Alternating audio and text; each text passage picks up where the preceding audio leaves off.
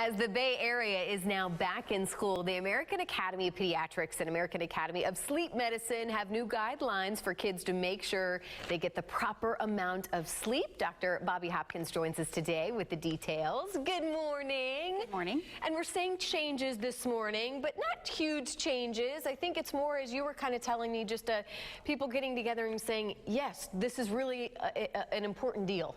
Yes, so the National Sleep Foundation got a wide variety of different types of scientists, but leaders in the field, and they all got together and they went over the available literature, the studies that have been done in the past, and they came up with a more defined and comprehensive number of hours sleep duration that would be recommended for a certain age, and they broke it down by various ages. So yeah, that's how it's broken down. I believe we have a full screen that we can show so parents can kind of absorb it, because that's the first thing you do is go, okay, my kids are this age, how much?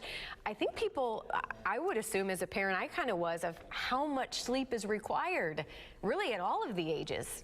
Right, so the rule of thumb would be that the average 10-year-old needs 10 hours of sleep. If you're older than that, you might need a little bit less, but not too much less. So for instance, a teenager would need a minimum of 8 hours and then even up to 10 hours. So I tell families to think about, you know, the average person, the average 10-year-old might need 10, but there's always that 10-year-old that might need 11 hours and to really be their best. And then certainly if you're younger than 10 years of age, you need more. And a lot more. I mean, again, I'm, you know, as a mom with little ones at home, I was surprised with how much. Let's talk about how important sleep is, really, for kind of every aspect of our lives. Certainly when our kids are at school age and they're heading to the classroom. So there's really well-established association between insufficient sleep and ADHD.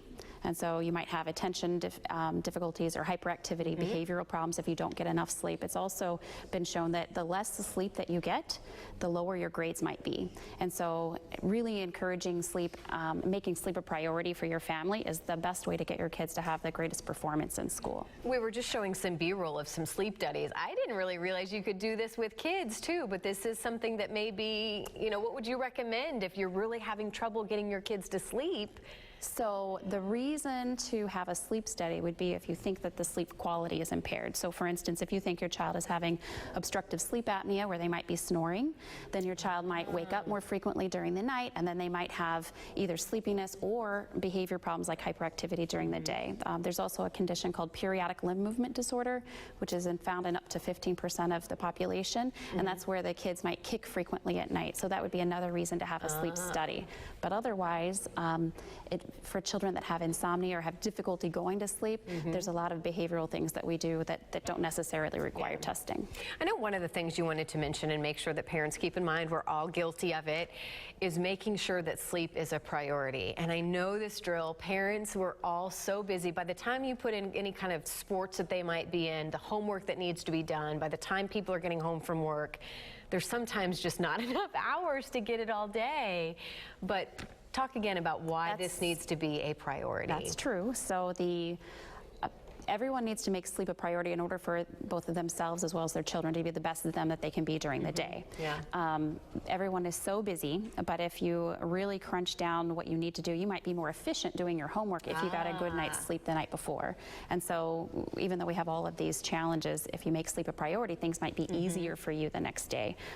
It also reduces the risk of developing obesity, developing depression. So it's really important for not only the next day and your performance the next day, but just your overall general health and your mental health. So, well, and I'd imagine now is maybe a time for families to kind of get this in check and maybe reevaluate what they're doing, make sure they are setting kind of a good game plan for the week and making sure this is done, because is sleep like most other things where it's kind of habit forming? If you can go ahead and get in the habit of getting more sleep, it'll come easier? Yes, it's absolutely habit forming, and then you have what's called your circadian rhythm. So if you actually do something over and over again, you'll reset your circadian rhythm, and it helps children to be able to go to sleep on time and wake up on time if you keep them on a really tight schedule.